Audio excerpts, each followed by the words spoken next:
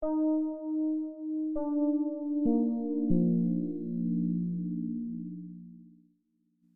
my district, which includes 3 counties, people have lots of great choices. And let me emphasize, the system that serves over 87% of the kids in this state is traditional public education. Transylvania County, both high schools, all high schools, over a 90% academic composite scores just last year. The list of accolades go on and on with graduation rates and so on. Henderson County, 9th overall in the SAT, but yet 92nd least in ADM funding. Transylvania County is not far behind that. Polk County, 3 out of 4 of the elementary schools were not just honor schools of excellence, but national blue ribbon schools of excellence. And in the last 5 years, their overall graduation rate has been north of 89%.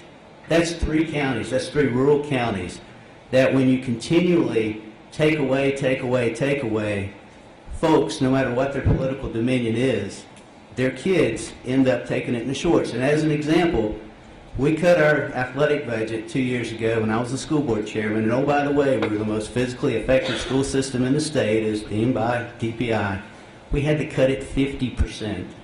My little girl was wearing a basketball uniform that was 11 years old. Now that may sound like a sob story, but my point is, folks, there are some great choices. I can't necessarily help if some areas have some major issues, but I have to speak up for my district and my area where this bill robs Peter to pay Paul. And in the end, I have great issues with the transparency of accountability in terms of the limitations of the reportability of testing.